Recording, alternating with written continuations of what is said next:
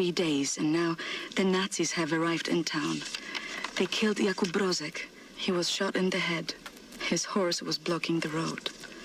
He taught me how to French kiss. I'm going to do something about this situation.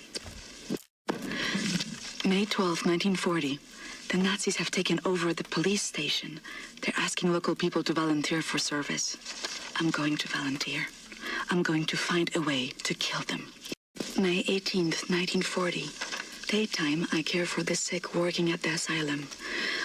On the evenings, I go to town to prepare supper for the Nazis at the police station. They seem to trust me. I think I can lure one of them away. If I can get a Nazi alone, I think I can kill him. I have never killed anyone. I don't know how to fight or fire a weapon. I will have to be smart about it. I miss the university.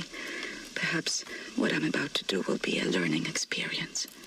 June 25, 1940. The Nazi appears to have a very high opinion of his mother. I learned this as he was bleeding to death at the end of my knife in the outhouse next to the bakery. Mutti, Mutti, he whimpered. My hands were shaking, nearly dropped my knife. I had told him I would kiss him, and he let me lead him outside into the night. November 29th, 1940. The Nazi appears to love his sausage. I learned this as he kept on eating his supper, even though the cyanide must have ruined the flavor. His eyes rolled back, all white, yet he kept chewing. The cyanide I stole from my mother's cabinet. At times, I am struck with pangs of remorse. But then, I think of Jakub Brozek. Ramona writes, May 2nd, 1941. The Nazi appears to become sleepy after climaxing. I learned this as his little soldiers were leaking out of me onto his sheets, and his face turned blue. From the rope I applied to his neck in his slumber. Tomorrow is my 18th birthday. May 29th, 1941. The Nazi appears to have been brought up lazy. I've learned this when I outran 3 of them carrying a crate of grenades. I think I'm pregnant. I wish I knew how to use a gun. Ramona writes, July 6, 1941. The Nazi appears to be overly devoted to his police station. I learned this while tossing grenades into the building. 7 grenades went in, but not a single Nazi came out. Does killing Nazis make me a murderer? Don't know. Don't think so. I'm not a soldier, but this is what soldiers do. And I have to steel myself from emotion, like a soldier does. August 9th, 1941. The Nazi appears to be highly gullible. I learned this as I pretended I was drowning and he dove in to save me, body armor and all. I had only to apply the gentlest of pressures to push him down until he stopped struggling. I am pregnant. It's not showing, but I think mother suspects. I've decided to find an apartment for myself. August 30th, 1941. I have my own apartment 2 floors above the bakery. I can't have this Nazi baby inside me anymore. It has to come out. I took some pills from my mother's cabinet. They did not work. All they did was make me sick. Ramona writes, September 3rd, 1941. The Nazi appears to be a reckless driver.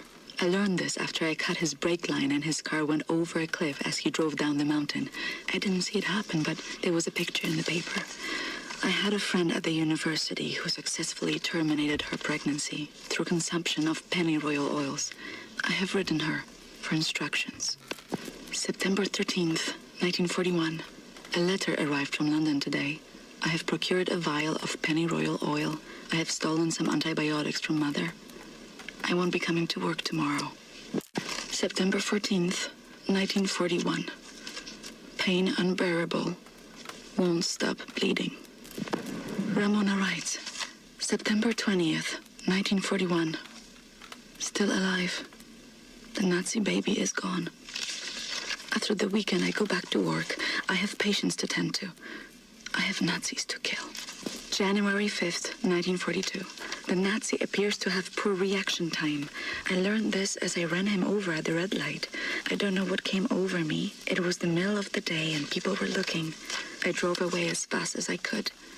I have to reduce the rate of my attacks or they will catch me. July 9th, 1943. The Nazi appears to be made of bacon. I learned this as 9 of them burned alive inside a late-night establishment. A lot can be accomplished with padlocks and gasoline. Father could smell the gasoline on my coat. I lied to him. He mustn't know what I have done. He's too sensitive.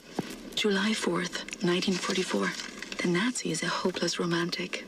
I learned this while smashing his skull using the hammer I had hid behind my back as he knelt to pick up my fallen glove. If I was a boy, Father would have taught me how to handle a rifle. But instead I was trained to nurse the afflicted, dig dirt for relics, and write papers. I wish I knew a soldier. He could teach me how not to feel remorse. He would understand me. September 23rd, 1946. A man came in today. Horrible head trauma. He has scars all over him. He won't speak.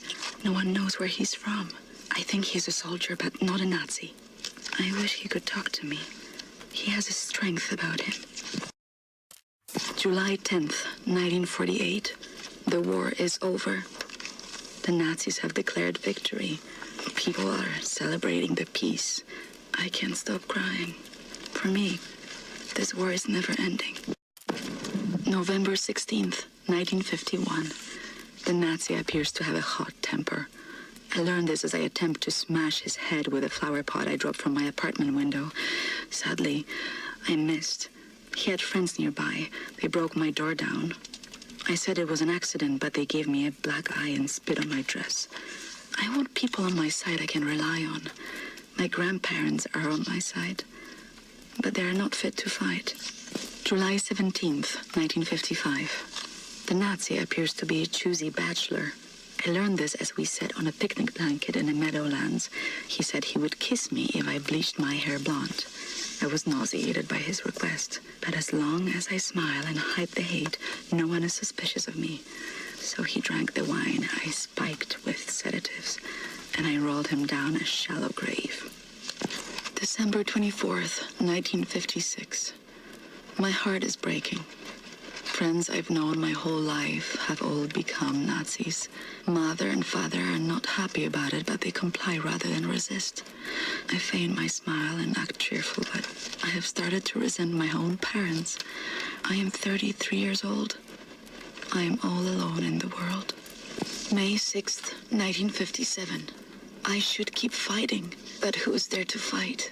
Everyone is a Nazi now, or at least they pretend to be. I can no longer tell the difference. August 28th, 1960. Death's Head's men are coming by the asylum every other week. They are taking people that have been in my care for years. I look the other way. I hate them. I hate myself for giving up, but I can't fight alone anymore. I watch the man with the scars. I whisper things to him. Sometimes I can see some part of him is awake. I wonder if he can see me. I will not let them take him.